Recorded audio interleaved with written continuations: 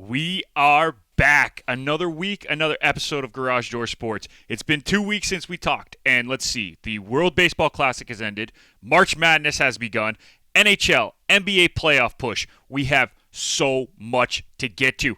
It is time for your favorite show and mine, Garage Door Sports. Mic check. 1, 2, 3. We good to go? Let's do this.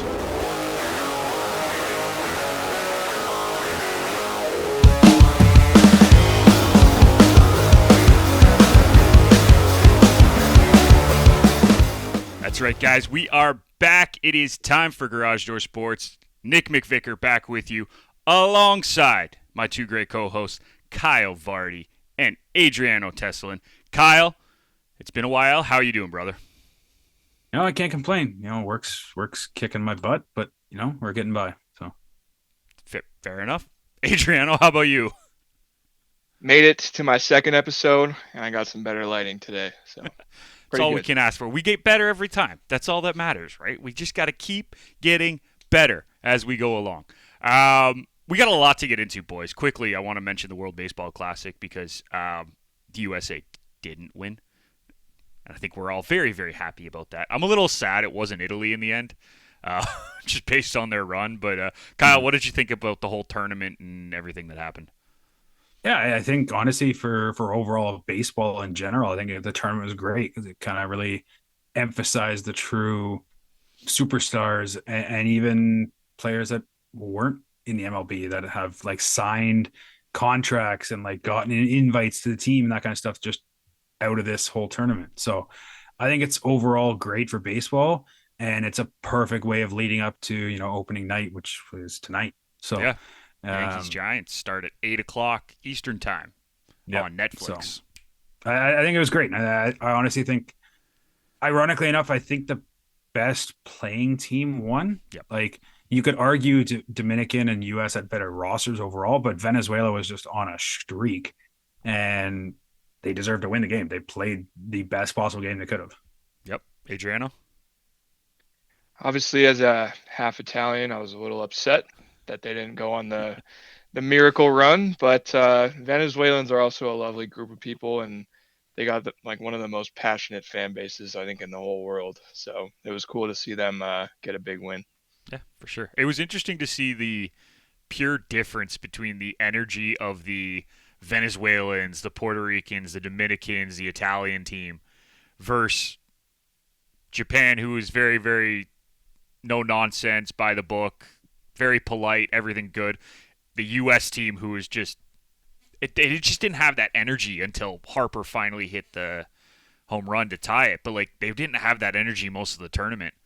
Mm-hmm. It was very interesting to see the differences there. So that was what I took away from the World Baseball Classic. We got to get into the March Madness stuff because we're heading into weekend number 2 already, and people are complaining a little bit, and it comes down to whether or not we're going to see the mid-major Cinderellas anymore. There is one double-digit seed in the men's tournament left. One number one seed is out at this point, and I don't know. Is there going to be madness anymore? Are we going to see that in March Madness? Because you look at the bracket, there's a 6 seed, a 5 seed, a 9, and then an 11. Like we're not getting a ton of 7, 8, 9, 10.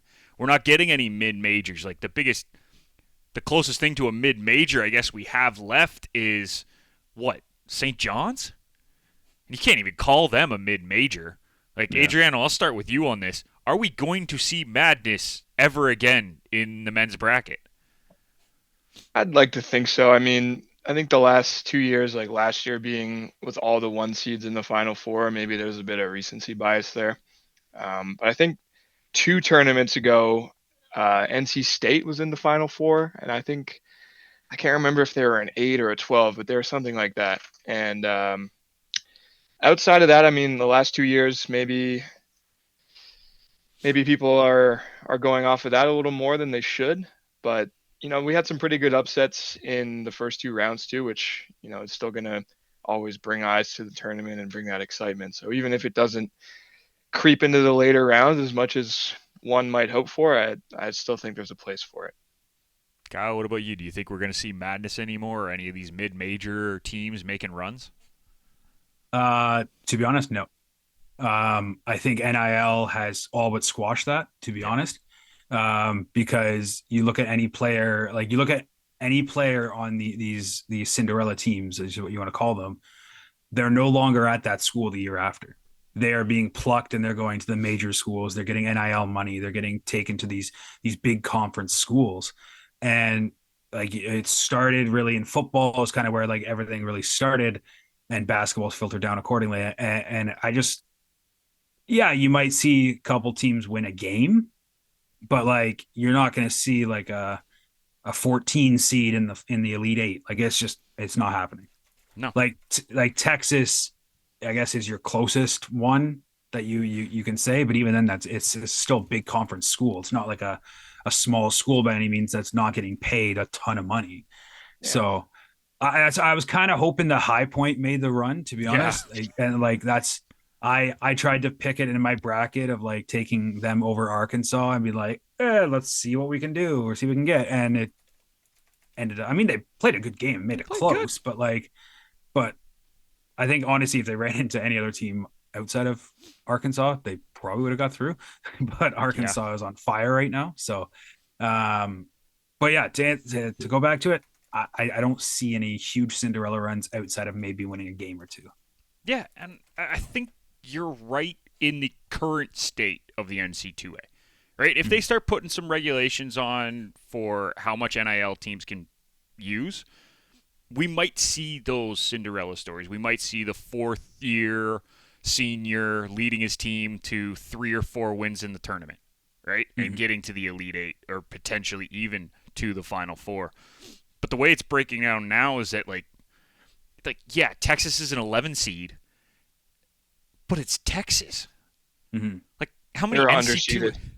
They were. Oh. They might not be underseeded, but like, it's Texas. Like, how many other NC2A institutions can compete with them for money? You know what I mean? Like, they're not a small school. They are not a mid-major Cinderella, as much as they are an 11 seed this year. They are not a Cinderella story.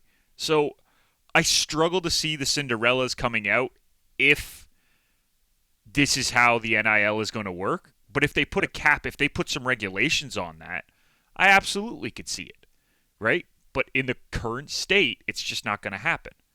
So it looks more like we're going to see the 1 seeds consistently getting out of their bracket. I mean, we lost one, obviously, in Florida, and that was a very impressive showing by Iowa. They looked great in that game. Almost let it slip, but they looked really good in that game.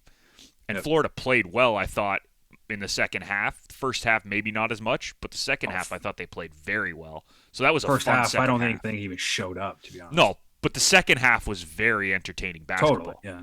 It was like first half, you're looking at that Florida team, you're like, are you a 1 seed? Like, what are we doing here? Pretty much. And I think the teams that are left are probably the best teams for the most part. Like Arizona, Duke, and Michigan, obviously the number 1 seeds, have looked very good outside of maybe Duke's first game, which was terrifying if you took them in your pool.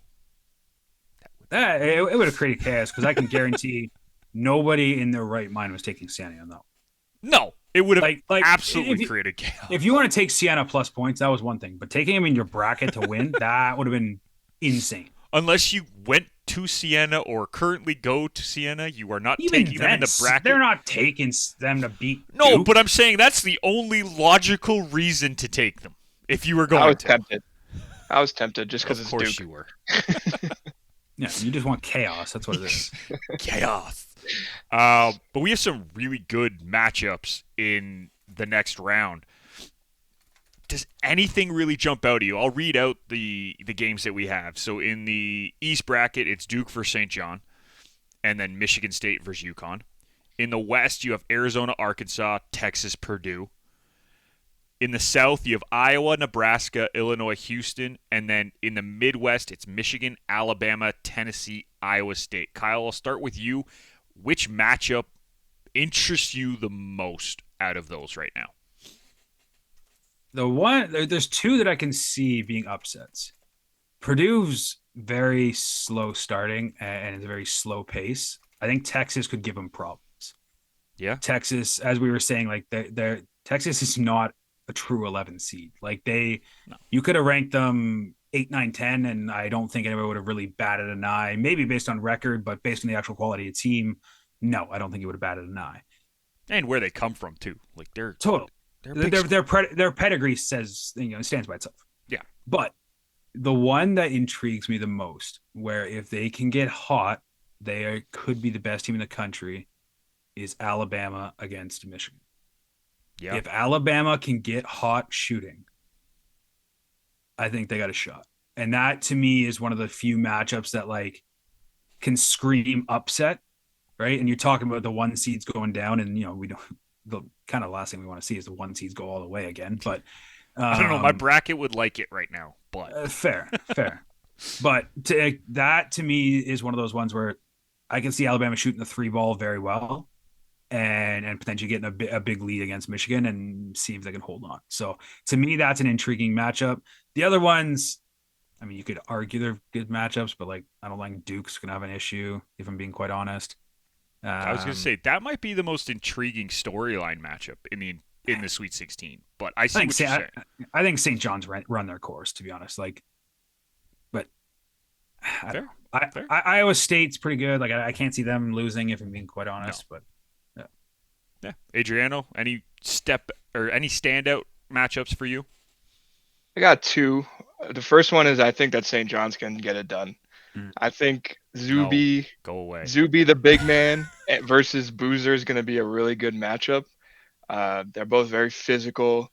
I think Zuby might have the edge though. The way he plays, he's like 250 as well. He's got really good footwork, rebounds really well. And again, like St. John's not really known for their offense, but if the threes start falling against Duke and they can lock them up on the other end like they're known to do, I think that could be a really good game. And I think with Patino, he's got that experience. He could really get it done. And then the other one is Nebraska. I was super high on Nebraska. I think the coach and the coach's son pairing is always a fun one. The Hoibergs. Yeah. Yep. I think I had them maybe to the Elite 8 of my bracket, or at least to the Sweet 16. So I'm definitely excited for that one. Yeah, I like that Duke St. John's game just from a storyline standpoint. Cam Boozer and his brother trying to lead the Duke team were injured and trying to get through it. Number 1 seed, number 1 in the tournament. Can they fight off Patino and his St. John's team that are on this run that is historic? I mean, they haven't been to the Sweet 16 in 27 years, right? Like, that's a good storyline one. Michigan-Bama is going to be a very good game as well, Kyle. I like that pick. I think a sneaky game that a lot of people are not paying attention to is that UConn-Michigan State game. I think that is going to be a very good basketball game. UConn, under Dan Hurley, have always been a competitive team. They play a very good style of basketball. But Michigan State is that never give up, tenacious team. They've done it all year in the Big Ten. That's going to be a good basketball game. I really like that one. And, I'm a Big Ten fan, so the more Big Ten teams we can get into the Elite Eight, I'm going to say that bodes well for the conference. So we already have a guarantee of one. Fair. Right? Iowa and Nebraska will guarantee one Big Ten team in the next round. And is Texas isn't Big Ten, right? They're SEC. They're SEC, right? Yeah, so I wanted to make sure. So you could have, if Illinois beats Houston, Michigan beats Bama, Michigan State beats UConn, you could have 4 Big Ten teams in the Elite Eight, which would be massive for the conference. So, yeah. Anything else you guys want to add about the men's tournament that you've been really impressed with, Adriano? I'll start with you because you're our resident basketball guy. So, We'll throw this to you. Any storylines you're really following, really enjoying, or anything else you want to talk about? I really like Illinois. I like that they got a bunch of tall guys. That always helps in the tournament. Yeah. And they got Peja Stojakovic's kid, who's really good. Who's our guard? Wagler? Is that? I think he's on that team. Let me check. I You keep might be talking. mistaken him, but I liked Illinois coming in. I got them going to the Final Four. So I think if they can get it done in the Sweet 16, then they're gonna carry that momentum into the Final Four. And they're just a super like high potent offense, very fun style of basketball to watch. So that's the team I'll be looking at for definitely a game I'll be watching. Yeah. It is Wagler, by the way. You did have it right, so congratulations. Good. I'm no fraud. Kyle, anything you got going on for the tournament? Anything you want to bring up? I mean, I kind of like the fact there's going to be a new champion, like the fact that the defending champion's not going to be back in the final. I think it kind of makes it a lot more entertaining as well. You're not going to have the storyline of, oh, can they repeat? Can they do it again? It's going to be one of those, okay, there's going to be a new champ. Now, if Iowa can get it done and go all the way, and they took down the previous champ, that could be an interesting storyline. Absolutely. That, especially being a lower seed as well, I think that could be a cool one. But I mean, as Adriano said, I don't really see them getting by Nebraska. To be honest, it's gonna be a battle of the corn, so we'll see how that one goes. But it's it's an interesting tournament. I also like the fact that a lot of the best players are being the best players, and that they're truly showing off their talents. It's almost like a preview for the NBA draft, and you can see their stocks rising accordingly. I think that's the best thing for this tournament. If we're not talking about Cinderella runs, it's got to be the best player playing the best. Yep. And I think that's kind of what we're getting right now. And it's been shown out. Like you see these buzzer beaters and all these like last shots and that kind of stuff. And it's truly entertaining of what we're getting. Yeah. And I'm going to actually kind of parrot what you just said, because my big storyline is the top players are showing out as top players. The four presumptive top four picks have all played so well in this tournament, right? You had Peterson for Kansas. He had a great tournament, albeit short-lived because his team didn't get through. DiBiase, I'm always going to screw up his name. For BYU, he looked incredible in his one game. 35 points against this Texas team who is now in the Sweet 16, right? Mm-hmm. Again, he didn't have a ton around him, but he put up 35 points and had a really good game. A-Cup for Arkansas, he's been phenomenal. And then you throw in Boozer as on the number one Duke team. Like, all four of them have balled out, and teams that are finishing at the bottom of the NBA, which we'll get into after, have to be excited about that. You have to be pumped about how all four of these players looked in the tournament. I know Peterson is one. There's a lot of questions around him just about availability and drive and all that. And I don't know how much I believe it. I want to see more, but like, these guys can ball, and it's going to be fun for any NBA team that gets to draft them to see what they can get. Quickly, who do you have making it to the Final Four, Kyle? Do you have any changes from your bracket or? I mean, well, I had Florida making the Final Four, so that kind of changed my bracket a little bit. I think overall, I think there's a very, very good chance that Arizona takes us home. If that's probably my pick at this point is Arizona to take it. If I had to add a new team, again, I think there's a chance that Alabama upsets Michigan. I think that might be the big upset of this next round. Okay. So them going to the Elite Eight, I guess would be that. But I can see Iowa State going all the way as well. Fair enough. All right. Adriano, who do you got going to the Final Four and even winning if you want to go that far? We're going to talk again next week before that, but still. Yeah, I'm sticking with my original bracket. Arizona, Michigan on one side. Arizona advancing to the finals and winning against Illinois, who beats St. John's in the Final Four. So St. John's. a little flavor, a little 3-5 flavor in that other side. I like it. Well, I had the 3-1 seeds that are still around in my Final Four, plus I had Vandy because I really liked how they played going into the tournament. I thought they were on a roll, and I thought if they faced, because it would have been them versus Florida if they had both made it to the Sweet 16, and they had already beaten Florida and played them really well in the regular season too. So I'm like, that didn't work, obviously. Part of me wants to go Iowa just because of how they played against Florida and how good they looked, but I think I'm going to have to go Houston as the team coming out of that South bracket, and I'm going to stick with Duke, Michigan in the final, which is awful because they're my two favorite schools, so I'm probably going to screw that up, but we'll go from there. It'll be an interesting second weekend of the men's bracket, as well as on the women's side, which has pretty much gone pretty chalk. We know that. There's not a whole lot of upsets going on in the women's bracket, except we have a 10 seed. We do have a 10 seed making it into the Sweet 16 as Virginia took down number 2 Iowa in the round of 32. But the real question is, guys, can anybody beat UConn?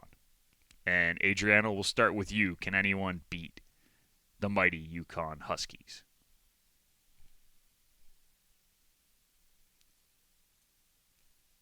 If it's going to be anyone, I think it's going to be South Carolina. Today, I need to take a look at the bracket again. Pretty sure they match up eventually. I think my final is South Carolina versus LSU, which could be a fun one. The lay with the butter bowl, as I call it. Malaysia Fulwiley played for both teams. She's my favorite college trooper. So yeah, I mean, to answer your question, short, yeah, I think so. Anything can happen. Nice. Kyle, how about you? Anyone take down UConn?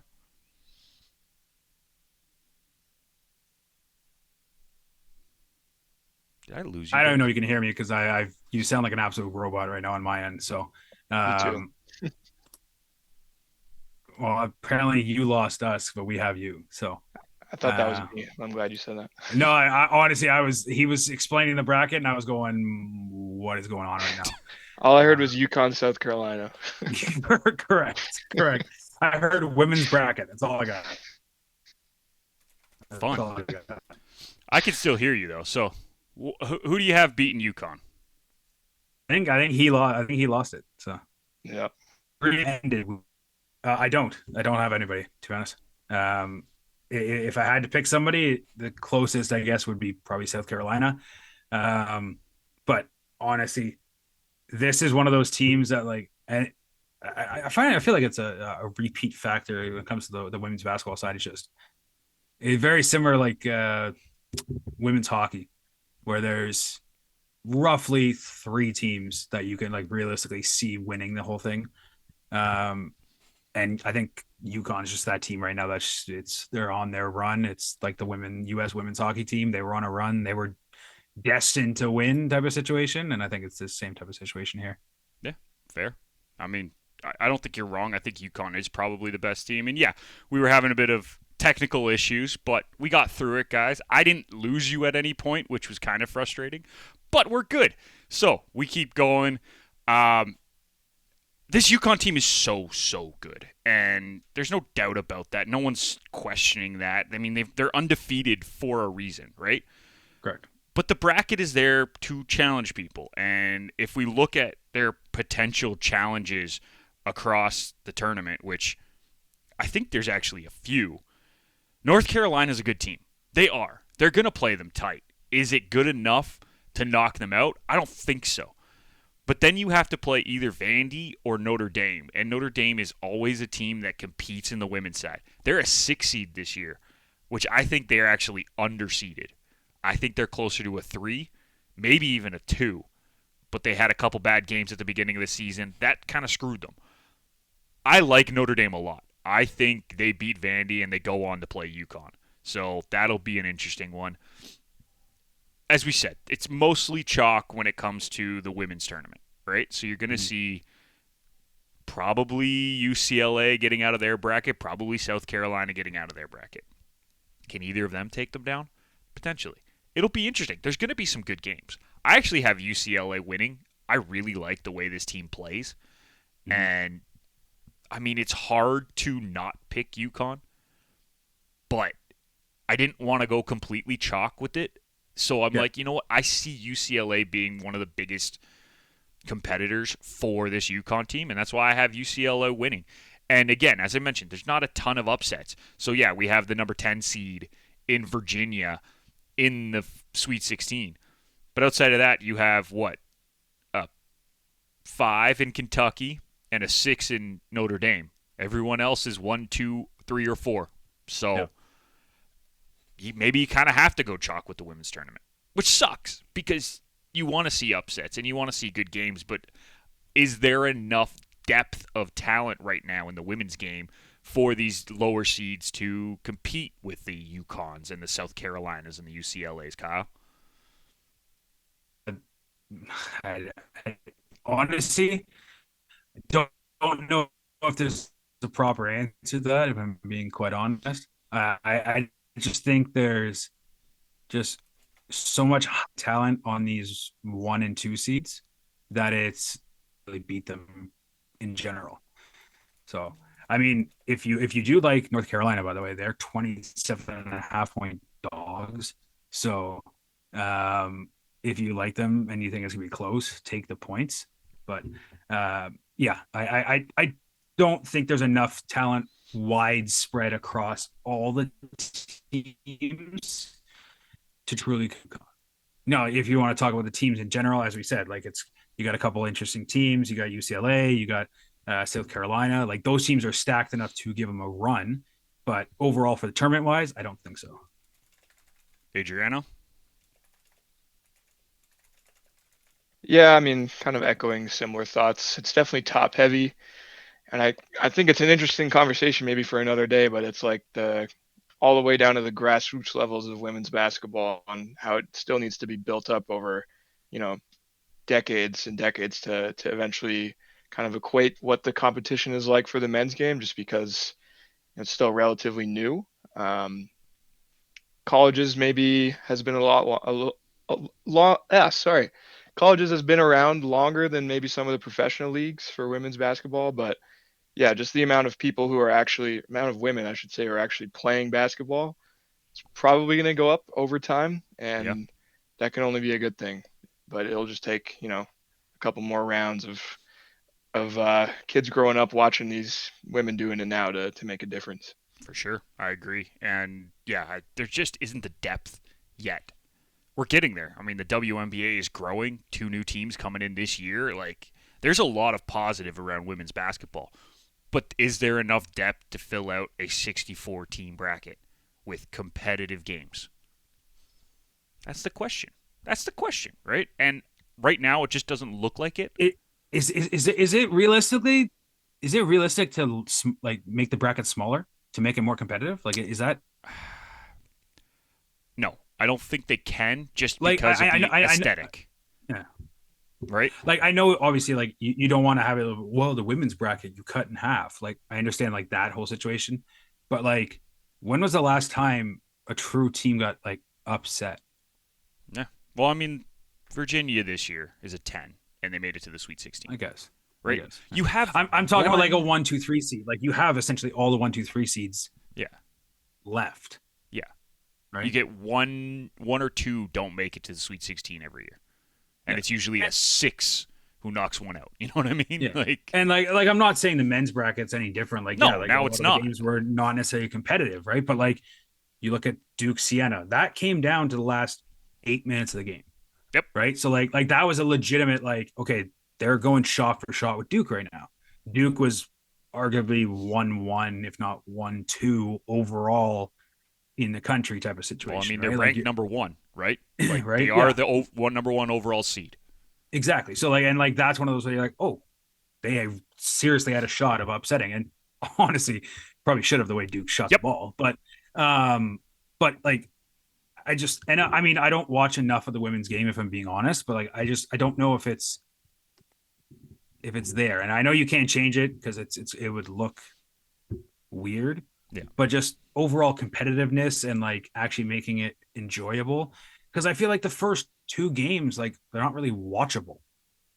Like unless you just want to see people below the other team out. The 8, 9, and 7, 10 games are watchable. Sorry, yes. Yeah, I'm talking like 116, 215, like Yeah. that kind of stuff. Like those games are just like, what are we doing? 1, 2, 3, and 4 are pretty much auto wins in game 1, and then pretty close to it in game 2. And it sucks because like you want to see competitive games, but again, as we said, I don't know if there's enough depth of talented squads. Not even just talent, because there might be that aren't in the tournament too, and there might be talented players on these teams, but depth of talented squads on the women's side, I don't know if it's there yet. Yep. Can we get there? Absolutely. They're going to get there. Oh, totally. It's just going to take a little bit of time, and we got to understand that the women's tournament really starts maybe round 2 with a couple closer games, but more the Sweet 16 Elite 8. Like, that's when the competitive games where you're going to see tight matchups, unless, like, UConn or South Carolina destroys their Sweet 16 opponent every year, right? But for the most part, you'll see more competitive matchups in the Sweet 16 than you would in rounds 1 and 2. Adriano, you look like you want to say something, so I will pass the baton to you. I'm just thinking a lot. It's a really fascinating argument about, how the women's and men's games are a little bit different. It might rub some people the wrong way.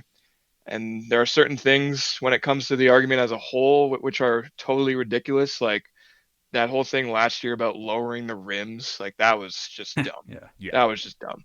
But I mean, with this team argument, like the WNBA is exactly half the NBA. I'm pretty sure. Pretty sure there's 15 squads in the W right now. Including the two that are jumping in now? Let me see. Yeah, including the 2, it's up to 15 now. There you go. So, I mean, not that ridiculous, but I think just in like the ceremony of the tournament, I think it would just be a little too much to be like, all right, we're just going to cut one of the rounds off. Yeah. Even though it's kind of a wash most games for the first round, like it's still important. Yeah, and the only reason I would even bring that up or even like entertain that option is purely just because you are trying to, with the NIL situation, everything going on, you are trying to bring more viewership and you're trying to bring in more money accordingly to each of these schools so they can continue to keep bringing in quality women, bringing their program up and developing it. So we can kind of decrease that gap between 1 and 32, let's say, is what it would be, right? 1 and 64, there's no bridging that gap ever, to be honest. Not ever, but it takes so long. No, it's pretty much ever. Let's be real. Like, you're never going to get like the 64th seed all of a sudden is now going to be like, oh, in 5 years, they're going to be a top 5 powerhouse in the country. It's not happening. I agree. Because any of those girls are going to be taken by the top teams. Yeah. It's the same thing. It's the same thing with the men's game, right? Where it's like one of those, anybody who shows up, say there's one of the women shows up for the 16th ranked team. Yeah. All of a sudden, one of those top 6 teams is now going to go sign her next year. Yep. And that 16th ranked team is going right back down, if not out of the tournament. Yeah. So it's like, and that's why, as we were saying, the depth isn't there accordingly because, sometimes with the men's game, you have enough people that you can get freshmen to come in. You can have superstars for a year or two to kind of build a program up and get more people in. It just doesn't seem like it works the opposite way. So it's just, it's a tough situation. And that's the only reason why you consider doing 32 teams. And I know it's kind of look at the optics like, well, you have less teams getting exposure if you shorten the tournament down. Yeah. But to a certain extent, I don't know. And it's not that and I want to make this very clear. I don't think any of us here don't like watching women's basketball. Like, we enjoy the games. It is good basketball. But when it's not competitive and a team's winning 102 to 27, or whatever crazy score is being put up, that's not entertaining to anybody. No, I wouldn't watch the game no matter who's playing. If it's like, I don't care. If somebody's winning by 35 points, that game is off the TV. There's like, I'm not watching that game. Yeah, I will watch the first 5 minutes when it's 10-4. Correct. And then once we get to 25-9, we're starting to push it to an unwatchable territory. Like, I don't care how big of a star you have. It becomes unwatchable. Like look in the first round of the women's part. You had South Carolina against Southern University. Yep. Okay. 103-34 was the final score. Yep.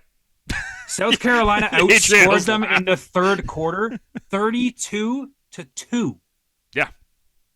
Like, it's like, how can you find that entertaining?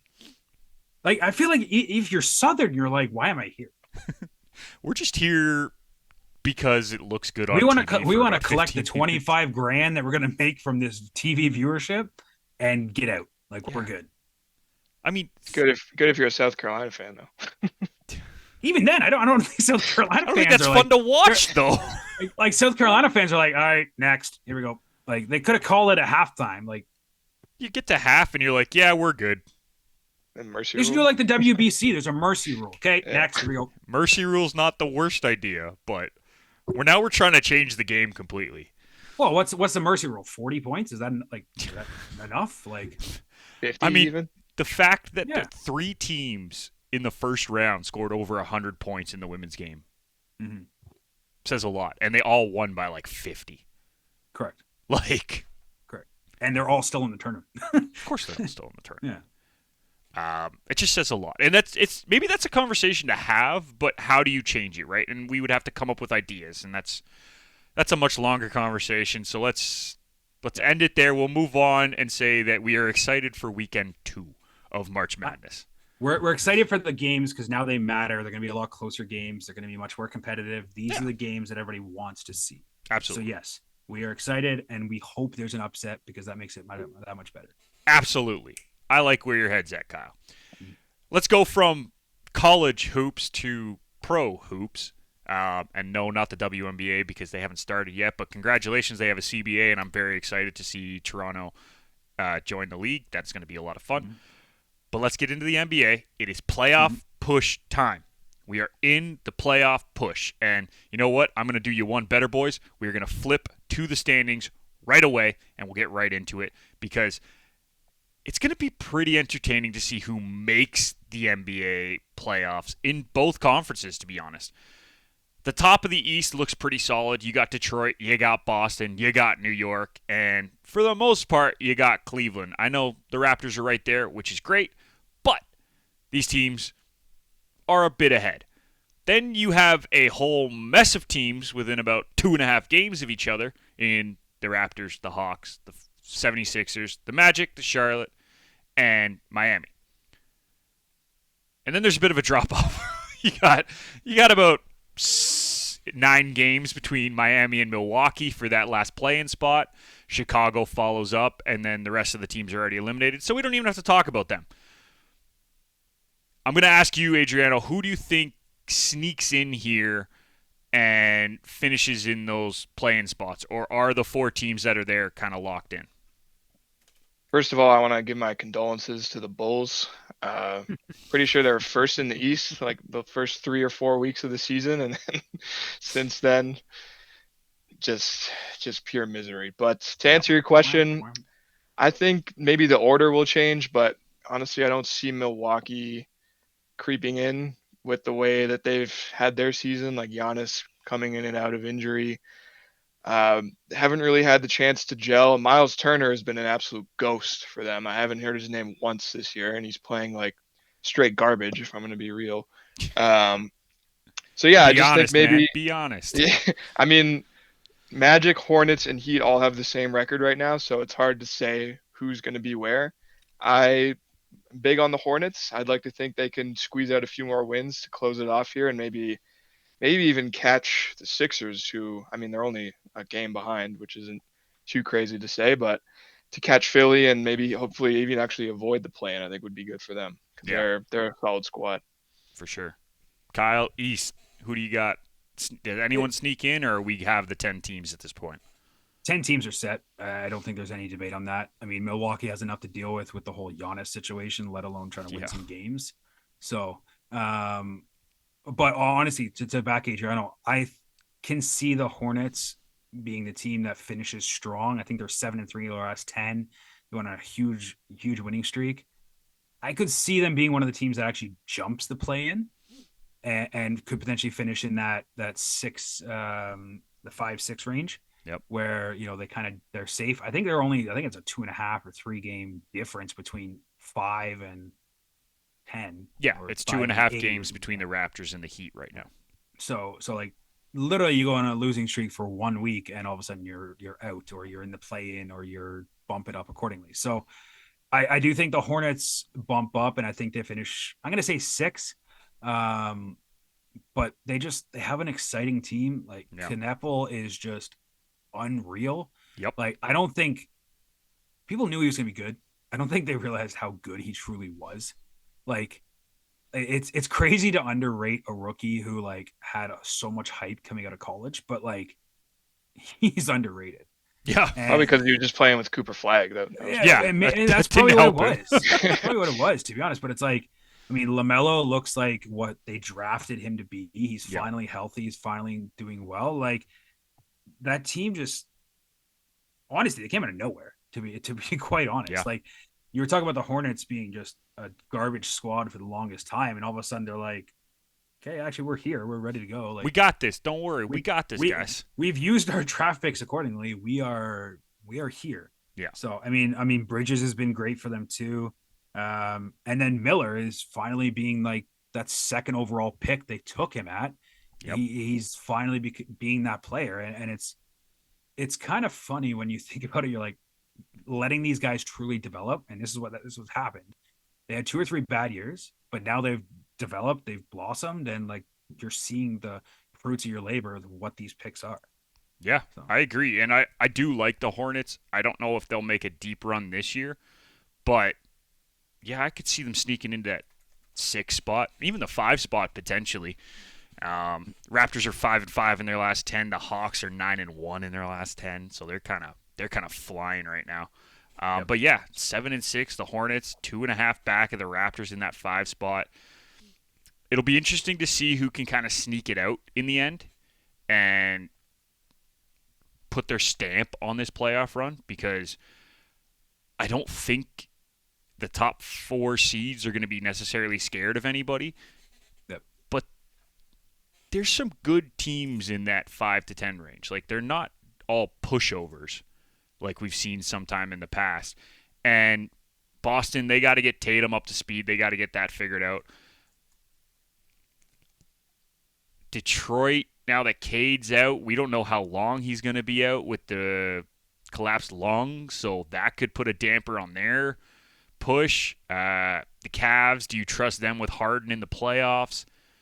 There's just a lot of question marks in the top 4, so like I could see one of these teams making a run. The Raptors, the Hawks, even maybe the Hornets, right? Just because they match up weird against a team who's trying to figure things out. So it'll be interesting to see who ends up making those spots. Let's flip over to the West. I'll put the standings back up. West is very top heavy. I'm just gonna say that right to go. OKC, San Antonio at the top are clearly 1-2, and I don't think anybody catches them. Lakers sitting in the 3 spot is interesting to me. Luka obviously is incredible. LeBron is great too, but the 3 spot seems a little high. Denver, Minnesota dealing with some injuries throughout the season. Now they're both kind of figuring things out, although Minnesota obviously loses Ant for a little bit. That'll hurt them. Houston with KD, how much are they going to be able to figure things out? That's your top 6. Then you got Phoenix, LA, Portland, and Golden State in the 10 spot. Ooh, I don't think anyone would want to play just because you know they can get hot. But then you got New Orleans, who is somehow already eliminated, ahead of Memphis, who is not eliminated.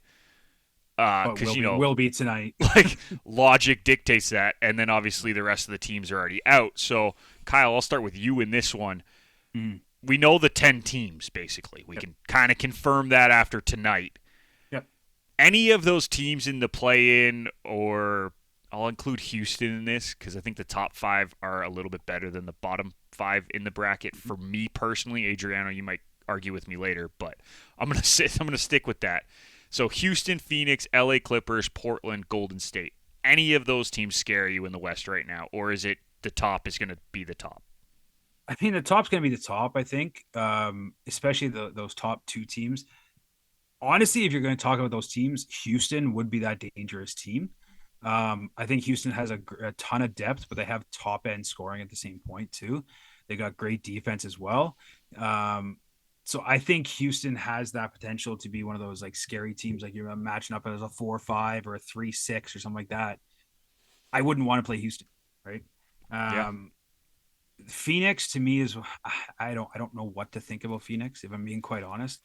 If you get the Phoenix of last night where they went toe to toe with the Nuggets, that's one game, and then you get the next game and they're getting blown out by 30 points. So like I don't know what to think about them. I think it all truly relies on Devin Booker and making sure he's going.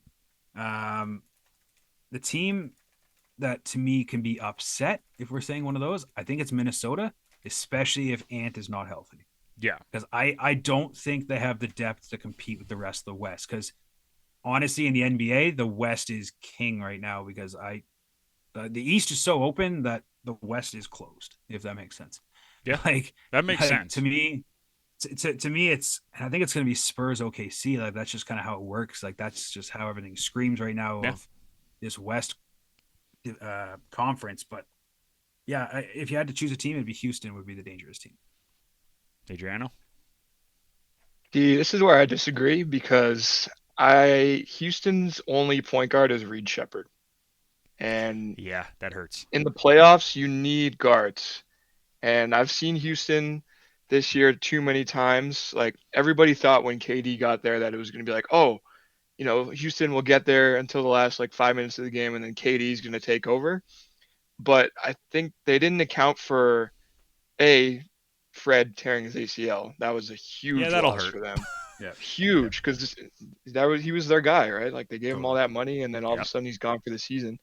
But if you watch the Rockets, like watching Amen and Jabari Smith try to pass the ball off the dribble is like watching, I don't know, like high school basketball. Like sometimes you watch these guys play and you're like, wow, there's a chance I probably could have made that pass a little bit better for Yeah, KD to score. Like it's a little alarming. So that's not fair. super high on Houston. I don't know if you could tell, but What? No. I one team I'm gonna look at is Denver though. I mean, they were pretty much in the same position last year, even 2 years ago, where they kind of struggled heading into the playoffs, and then they took OKC to 7 in the conference finals. I think the Jokic factor is still very much there. They've got the experience over somebody like the Spurs, who obviously super talented with Wemby, but they haven't made a deep run yet. I know it's just speculation at this point, but taking the experience in the West, especially, I think is the way to go for me. Yeah. So Denver's a team I'm high on. That's fair.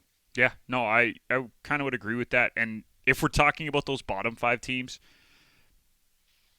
I want to agree with you, Kyle, but I think the Clippers might actually be the most dangerous just because of the Kawhi factor. Like, if he's on and he can guard your best player on any of these teams, that's a huge flip, right? If you can take out uh, Ant if he was playing, or if you could put Kawhi on Jokic just to limit how much he's doing, or you can put him on Doncic to limit how much he's doing, that makes a huge difference in the game, right? And if they get hot and they can get some shooting around Kawhi, that team could be dangerous. I do agree that I think I'll say the top 4 are pretty good. I mean, I don't know how much I trust the Lakers just because they don't play defense, and you kind of need to play defense in the playoffs. Yeah. I know it's a shocking revelation, but they just don't play defense. So I don't know how much I trust them. I think if any team's going to get upset in the top 3, it's going to be the Lakers. Yeah, I would agree. In Even the first with round, at least. divorce Luca going crazy. Well, that's the thing. Say, if Goga starts baiting him with the divorce talk, then we might have another issue. But like, Luka could absolutely win them a round or 2 just because of how good he can play, right? So if he's on, they might be fine. But defense does play in the playoffs, and they just don't have it. I do like OKC and San Antonio to be in the final in the West just because I think they're that good. So Honestly, a sneaky team that has the offensive ability is Portland. They yeah, have a lot of scorers and decently quality scorers too. Um, you got Holiday off the bench who's averaging 15 points. Like it's an interesting yeah, situation there. Like that's a team that like they're young. We're talking about young, inexperienced teams. That's the definition of them. Now, do it's I true. see them upsetting an OKC or San Antonio in the first round? No, but could I see them winning the play-in game, getting that 7 or 8 seed, and winning maybe a game? Yeah, I could 100% see that. But Who like, knows? Yeah, if they get hot shooting, who knows? and that's the thing is that like if it's like any tournament, you get hot for a stretch, who knows how far you can go, right? Yep. So let's switch script to the NHL because those playoffs are kind of ready to go as well. So let's start in the East, and I'm going to start with, man, this is going to be interesting. Who sneaks into the playoffs? Because it doesn't look like anyone wants to stay there, but a lot of teams are trying to sneak into the playoffs. Buffalo has been the best team since the beginning of December.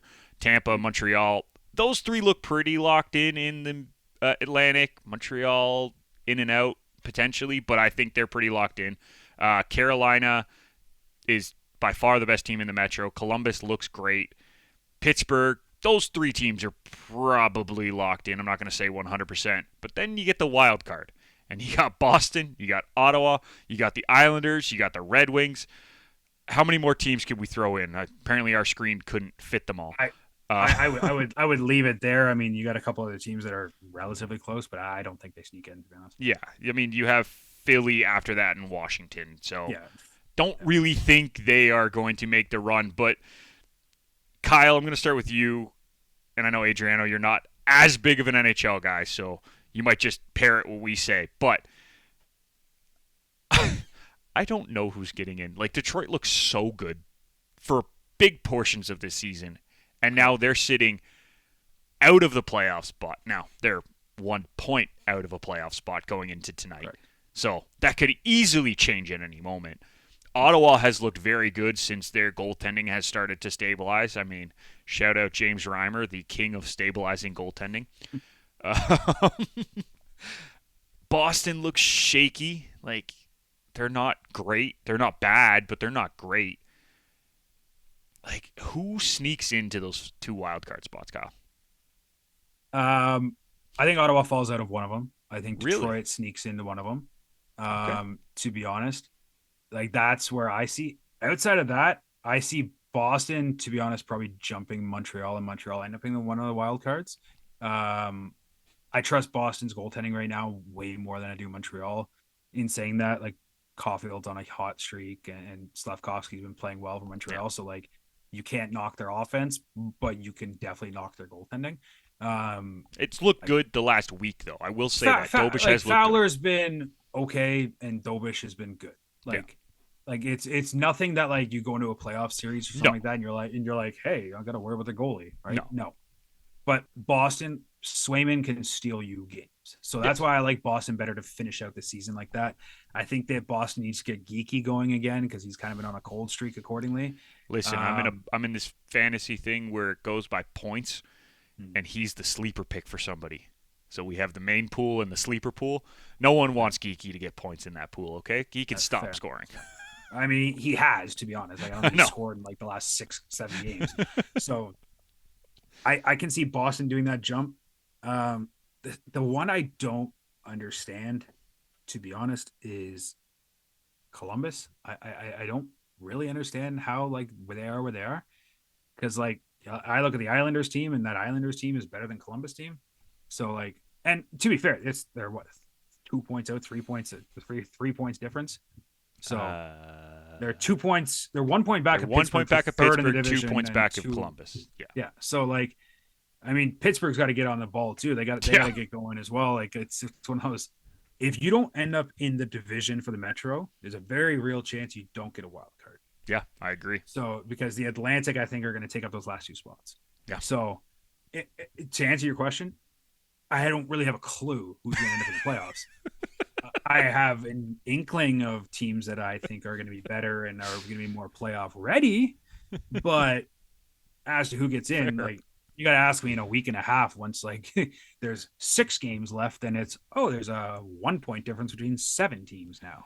So Fair enough. yeah, Fair enough. Adriano, anything you want to add to that?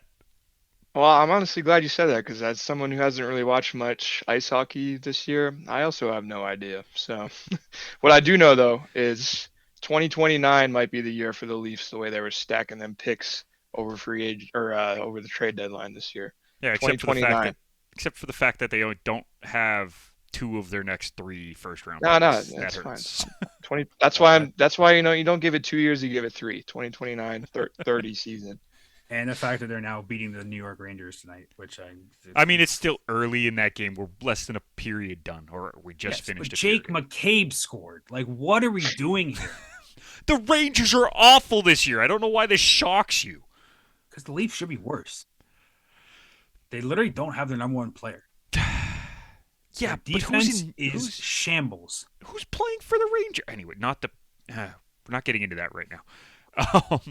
I'm with you, Kyle. I think this is going to be a slog all the way to the end, and I really have no idea who is going to get out. I actually like Ottawa to stay in a playoff spot because I think they've gotten good goaltending recently, and they're kind of trying to ride that hot wave, especially if they can get healthy. I mean, they're missing 4 NHL defensemen right now. Yep. And, I mean, they're still winning games. So, we'll see. I mean, who knows? Switching over to the West now, we'll get a quick look at the bracket. 2 teams. Look at that. We have X's beside team names because some people actually clinched already. Colorado, Dallas clinched a spot. Minnesota not far behind them. And then we get to the Pacific Division, which has been real bad. Pillow fight. Pillow fight, as Connor McDavid called it. Yes, you're right. Anaheim leads that division, and they look by far the best team in that division, which is saying a lot. Oilers in second, Vegas in third. Wild card is going to be interesting. You got Utah and Nashville right now. LA Kings and Seattle Kraken right behind them. The pillow fight in the Pacific is pathetic, might be a good way to put it. Lack of better words, yeah. It's bad. It's ugly. No one outside of Anaheim can get a win right now. Edmonton is awful when they're. Almost like they should have maybe traded for a goalie at the deadline. But it's not just the goal. Like the goaltending is a portion. It's the Connor Ingram looks like he should be in the ECHL right now. No, the AHL, not the E. Yeah, I don't even know. No, I'm not. Stuart Skinner looks like the best part of the goaltending trio that they had, and he's in Pittsburgh right now. I agree. Might make the I'm not playoffs arguing themselves. that point. I'm not arguing that's that a point. whole different story. My point being is it's not just the goaltending in Edmonton right now. They are not playing a very good game in front of their goaltenders to help them out. They lost Draisaitl, who is in Germany watching soccer matches. Mm-hmm. Connor McDavid, the best player in the world, is calling the division a pillow fight. Yep. And that's because his team's not doing much better than anybody else. So, no, I'm not blaming it just on the goaltending. Is the goaltending a problem? 100%. I'm not arguing that point. Vegas, we can flip that around. I would say Vegas, goaltending is the problem, not a problem. They cannot get a save. Yes. I'm not saying that the Vegas Golden Knights are playing incredible and just getting bad goaltending, but the goaltending is the main problem for Vegas. As opposed to Edmonton, there's problems up and down that lineup. Goaltending just happens to be one of them. This conference is the Central Division. 5 teams right now are all going to come out of that Central Division. And I'm fairly confident in that. I don't think LA sneaks in, which is crazy to say. But even if LA doesn't and the next team sneaks in, it's Seattle, which is a Central, or they're Pacific, I guess. So they would be a Pacific team. But right now it's Utah and Nashville in the wild card. And honestly, the way the teams are playing right now, the only team that I could see potentially sneaking in is Winnipeg because they're actually playing well, which is shocking from where they were at Christmas time. But it's Colorado, Dallas, and Minnesota. One of those 3 teams will most likely come out of this conference. and represent the conference in the Stanley Cup. That's how strong those three teams are and how poor the Pacific Division is. Is that fair to say, Kyle? Yeah, totally. I mean, the only thing I disagree with is I actually see the Kings getting the third division spot.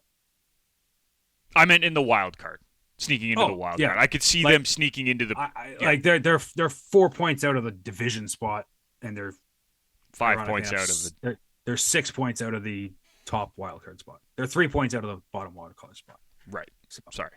Yeah. So like I do see the Kings getting in. I think they did enough at the deadline. I think they are going to be that team that's going to just get into the playoffs. And I mean, if you're the Oilers, you hope they do, because like you match up with the Kings every single year and you beat them every single year. Why not keep it consistent, right? We love consistency in sports, right, Adriano? If the Oilers end up second, Kings ends up third, they play in the first round, Oilers move on in 5. That's just how it works. There's no changing that. That's just. I'm going to be honest with you. If they match up in the first round, I don't know if it's a 5-game series. I think these teams will toil for 7 games. Honestly, I like LA to actually advance. That's what I was going to say too. But like, if you're the Oilers fan, you're like, please God, let this be. Like the last thing the Oilers want to do is play Vegas in the first round. Oh no, you don't want to play Vegas. To be fair, that'd be an unreal first round matchup. Would it though? I think it will, because I think there's gonna be no freaking goaltending. It's gonna be 8-6 in every game. Like it's gonna be. Maybe. I don't know if it will be that entertaining. I think it'd be the most entertaining opening series, to be honest. Okay, fair enough. Because I mean, honestly, and like going to the Central's part, like I don't know if the Minnesota Dallas series will be entertaining, because I think it's gonna be so low scoring. Yes, that people are not gonna enjoy it. Yeah, it'll be really good defense from both. Colorado teams. Nashville is not going to be an entertaining matchup. No, I really wish it was Colorado Utah, because that would be fun. Those are two fast-paced teams that just want to score and go north. Not north-south, just straight north. the matchup of Utah and Anaheim also fun. Would be one of those fun ones where it's like two young teams, first time there. Let's see what you got. I agree. But like, I don't know. I don't trust the Oilers or the Golden Knights to hold on right now. No. They have the talent in the world to do it, and for their hope, I hope they keep the Kings out. But the Kings are just that team that every year they might be an 8 seed, but they're gonna make it. They won a cup as an 8 seed, so you can't really fault them for that. Adriano, anything you want to add after our mess of a conversation there? The only thing I can add is my personal bias. Start of the show, I said I was half Italian. My other half is Maritimes here in the beautiful country of Canada. So I'm taking the Avs and that kid from Cole Harbour, Nathan McKinnon, to go all the way. Yeah. You don't want to take the other Cole Harbour kid? Nah, he's had his time. I mean, Nick McKinnon's got a cup already as well, but I don't know. Sid's done well. He's good. Yeah, you can't really take the other guy from Nova Scotia because he's not going to make the playoffs. True. Oh, it's 2-0 Maple Leafs. Depressed Leafs fan watching them win games. 2029, Kyle. 2029.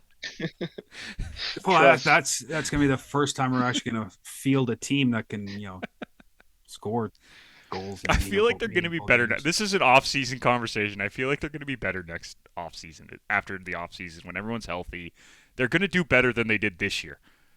What that means, that's a great question. I don't think that's saying much, but like no, but they're. The problem is, can we trade them to the? Can we go to the Central? Can we go to the Pacific? We want to go to the Pacific. Can we go to the Pacific? We want to go to the Pacific.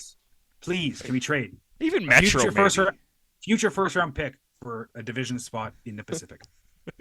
I'd even take going to the Metro at this point.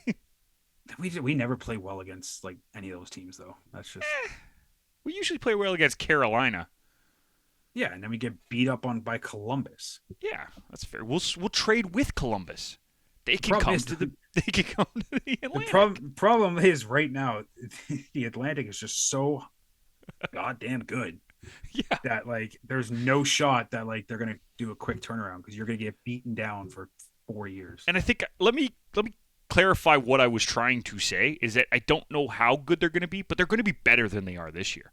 So how many pieces do you have to move out to be super competitive? Right? I'm not... Okay, they go 5. That's a year or 2 of moves, is my point. It's not as long as the moves work. That's the biggest thing. You have to move out multiple pieces. No, well, yeah, but that's a minor detail. It's fine. You're also hoping and praying that LA makes the playoffs, so that way you get a second round pick instead of a third for Lawton. Yes, you are. You're really hoping that. It's sad that the best trade that we made ended up being Nick Waugh. It's because they didn't trade Ekman Larson like I told them to. Listen, I was saying the same thing. I'm not arguing your point. Justin Falk got a first and a third. Yep. And Ekman Larson's still wearing the blue and white. And on that note, Adriano, anything you want to add from the past week before we head out? Even though I don't watch hockey that much, it's still a great sport. Way to be political. Love it. All right, Kyle, you. Opening weekend of baseball, so I'm excited for that. Yes. Jays start on Friday. It's a very interesting start. Yeah, okay. I got on Thursday. I want to get into that. Can somebody explain to me how MLB opening day does not have all 30 teams playing? How does that make sense? They don't care about Canada. Okay, fine. 28 teams playing then. Yeah. How does that not, like, there's one game tonight and it's on Netflix. That I understand. I get that. Where if you want to start it off with one game, they've always done an opening night and then opening day is the next one. But yes, every team should be playing by opening day. Every team should have a game. Every single team should be playing tomorrow then. If you're going to say tonight's opening night, you have one game. Every single team should play tomorrow. Yeah. Except maybe the Yankees, Giants, if you want to push that so that they play Friday, Saturday for primetime reasons. Fine, whatever. Every single team should be playing tomorrow. I do not understand how half of them aren't, or however many aren't. It just seems crazy to me. Anyways, we move on. It's been a great show, guys. Thank you for getting through the technical difficulties with me. Make sure you check us out every week here on YouTube Live or your favorite podcatcher. We are going to be back next Wednesday unless something happens, which, I mean, it has been happening, but hopefully it doesn't. Adriano, you're laughing at me. We will get there. We will see you next week. Thank you for listening. Have a great night.